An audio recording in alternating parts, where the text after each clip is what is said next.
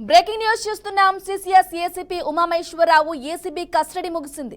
అక్రమ ఆస్తుల కేసులో ఉమామహేశ్వరరావును కస్టడీలోకి తీసుకుంది. ఉమామహేశ్వరరావును 3 రోజుల పాటు విచారించింది. కస్టడీలో ఉమామహేశ్వరరావు సహకరించలేదన్న ఏసీబీ కోర్టుకు తెలిపింది. దొరికిన నగదు డాక్యుమెంట్లపై నోరు మెదపలేదని చెప్పింది.